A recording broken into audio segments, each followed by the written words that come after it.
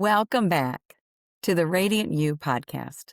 I'm your host, Lissa Cole, and today we're stepping into the chapters 1 and 2 of Mel Robbins' Let Them Theory, one of my favorite books.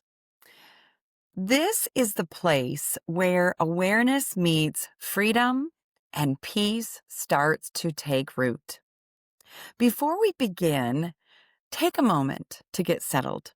Grab your book, your journal, or your favorite notebook, and don't forget the Radiant You workbook that is in the description of this episode. Maybe even grab a cup of tea or coffee, something that helps you feel grounded and present. And if you're driving, walking, or listening while you're going about your day, just take a deep breath and let this space meet you right where you are. Because this isn't just a book study, it's a guided journey of radiance, one that invites you to slow down, to reflect, and reconnect with your inner love. I'm feeling we need to take a little bit of a radiant pause. So let's take a deep breath together, in through your nose and out through your mouth. Let's do it.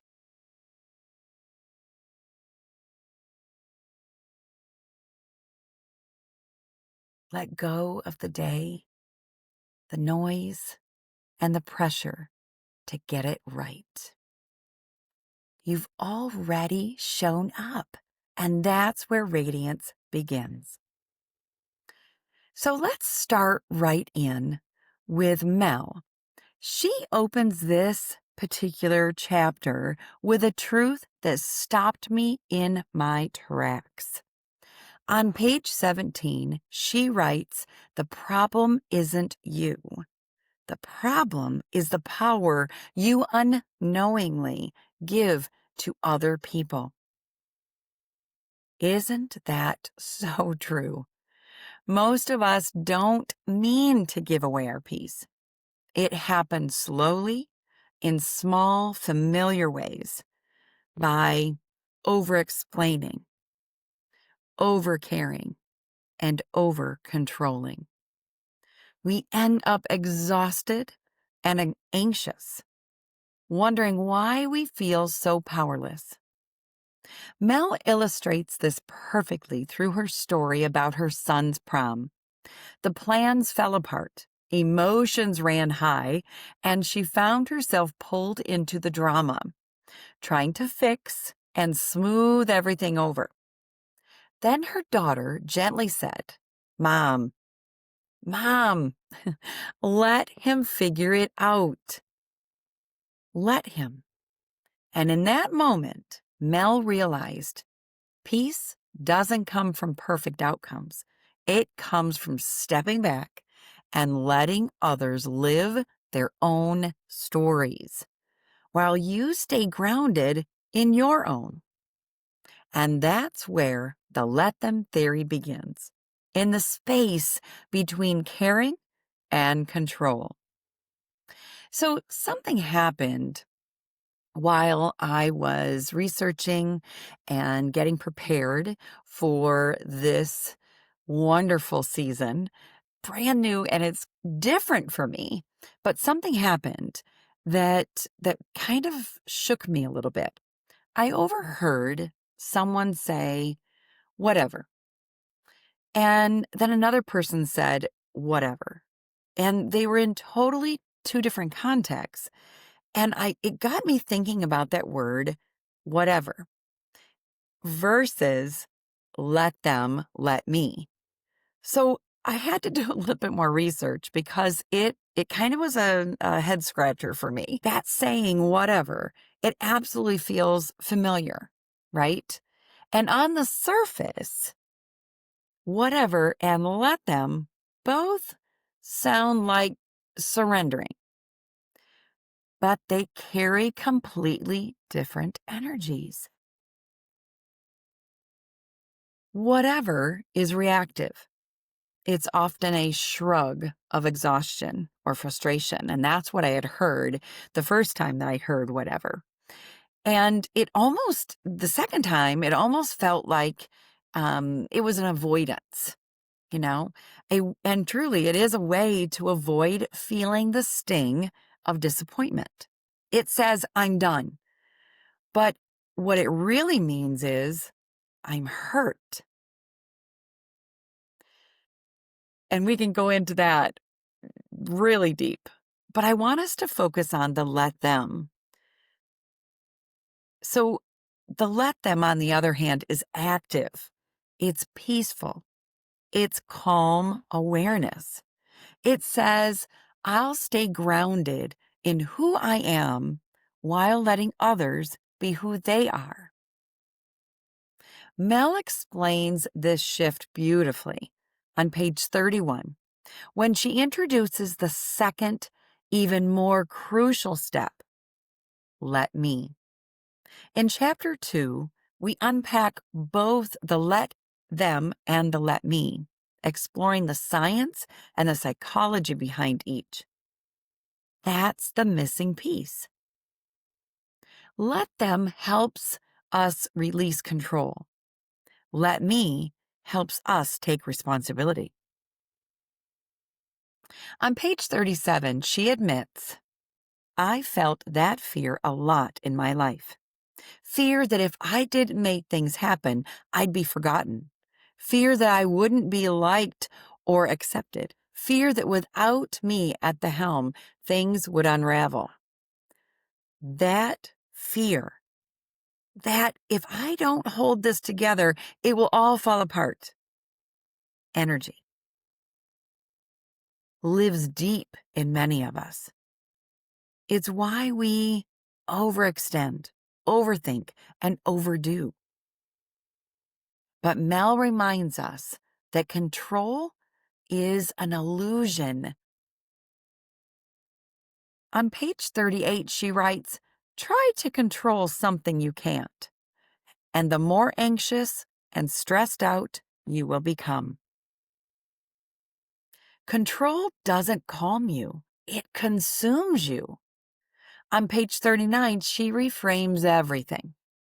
She says, focus on yourself. That's where your true power lies.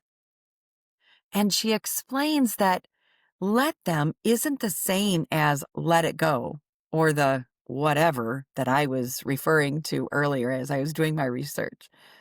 When you say let them, you're not giving up or walking away. You're freeing yourself. You're releasing the grip on how things should go and allowing them to unfold the way they will. That's the essence of this practice. Awareness, not apathy. Freedom, not detachment. On page 40, Mel begins a section called How This Works in Real Life. She reminds us that the let them theory isn't just an idea, it's a practice. You live every single day in your relationships, your workplace, your family, your friendships. She uses the image of a seesaw on a playground on page 41 to explain how it works. When you try to control others, you sit on the heavy end of that seesaw, weighed down by stress, frustration, and tension. But when you release control, when you whisper, let them, you rise, balance returns, peace returns. And on page 42, she says, when you say let them, you free yourself from the weight of all the negativity that just made you sink. And that's exactly what our rest and review pillar is all about. Noticing when you're carrying too much and gently putting it down. But Mel offers a really important reminder on page 43. Then that moment of let them is over. she cautions, here's the danger of only saying let them. If all you ever do is say let them, let them, let them, let them, it will lead you to feel more isolated. It will make you want to withdraw or shut down. That is such an important truth. If let them becomes a wall instead of a window, you've missed the point. The theory was never meant to cut us off. It was meant to set us free. That's where the let me comes in. The let me is the second crucial step. And on page 44, Mel circles back to that second essential part. Let me. The source of your power is not in managing others, other people. It's in your response. That's exactly what we've talked about before when it comes to our boundaries.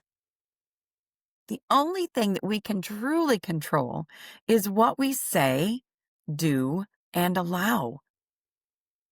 She goes on to write, when you say, let me, you're tapping into that power by taking responsibility for what you do, think, or say next. Let me makes you realize that you are in control of what happens next, and that life is more fun and fulfilling when you're not sitting alone in your superiority.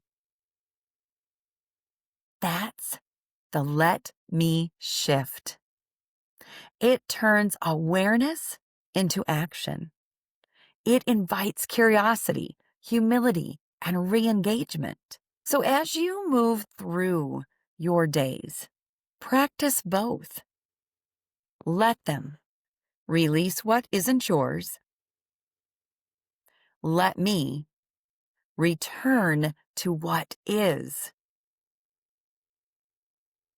Before we move on, I want to pause and connect what we've just learned to our first radiant pillar, rest and review.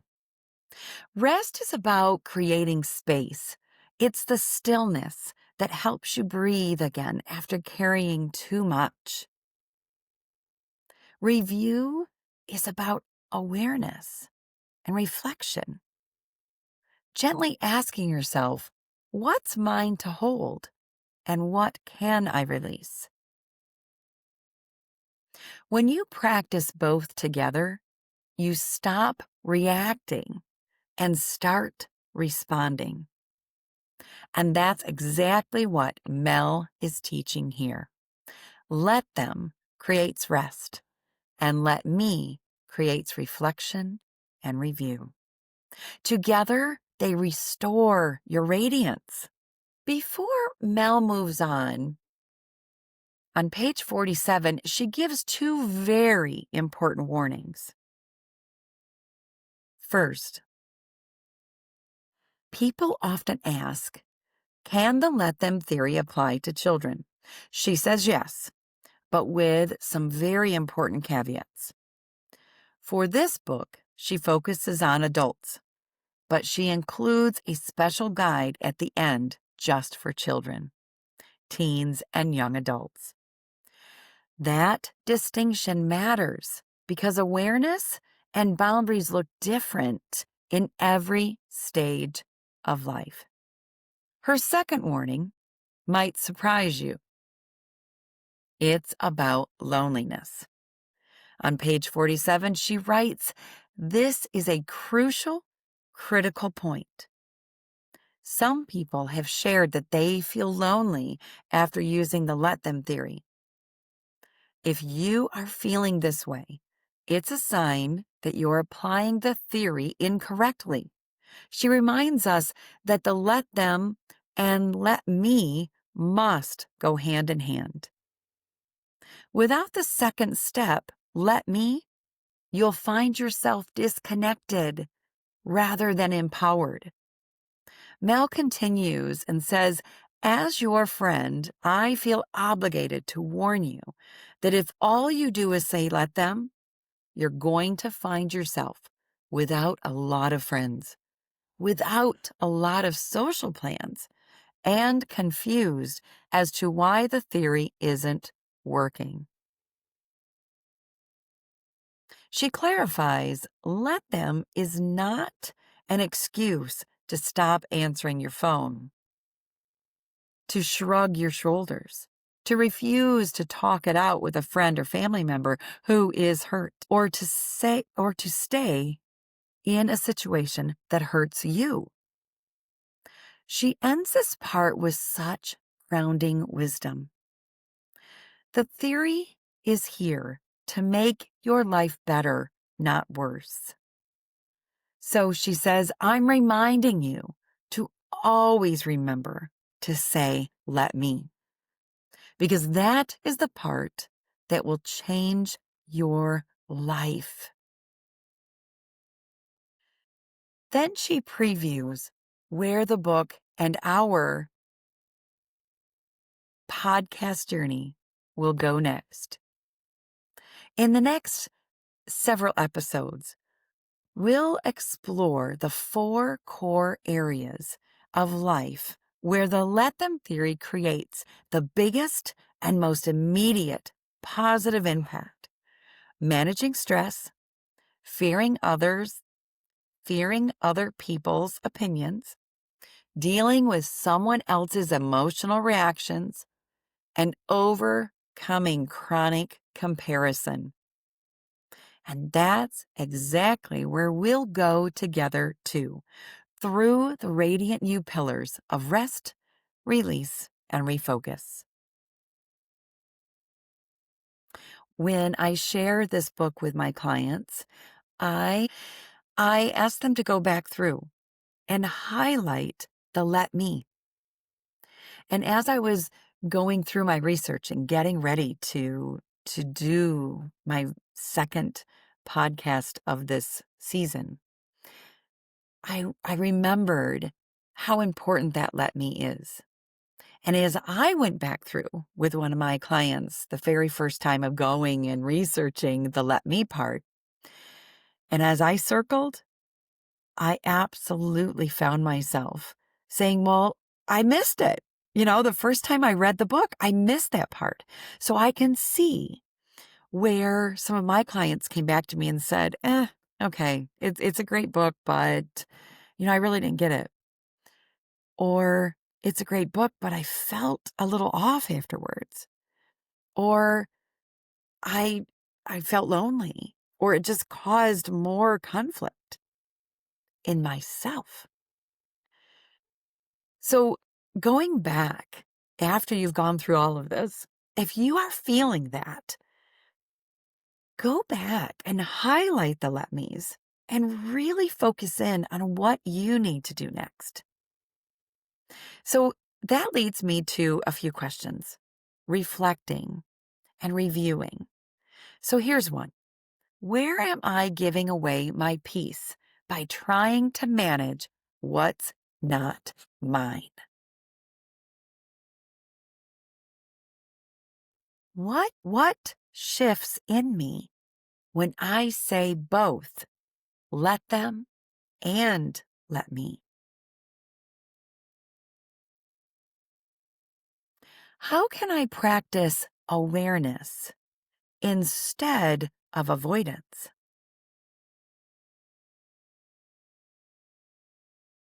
What helps me reconnect after I've released control? So each day, when you feel the pull to fix or manage, pause. Take a breath. Count to 10. Picture that seesaw. Then whisper, let down. Release the weight. Let me. Respond from peace. you'll feel the balance return, not because life got easier, but because you did. The let them theory isn't about walking away. It's about walking free. It's not about being indifferent. It's about being intentional. Let them live their story. Let me live mine. Grounded, aware, and radiant. Because when you stop trying to control, you start to connect to yourself, to others, and to the peace that's been waiting for you all along. Thanks for being with me today. Invite a friend next time. Make it fun. Get coffee together. Discuss the book, the podcast. Enjoy your time together as you learn together. As we walk through this season together, remember, radiance isn't about perfection or performance. It's about peace.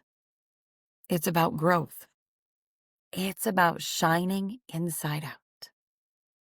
It's a journey, and by simply showing up, you're already on it. That journey of self-love. Okay, I'll meet you right back here in our next episode of the book study of Mel Robbins, The Let Them Theory. We're going to be focusing on the chapters 3 and 4 and my guided journey of radiance. So breathe in and out. Let them and let you be radiant. Shine your light.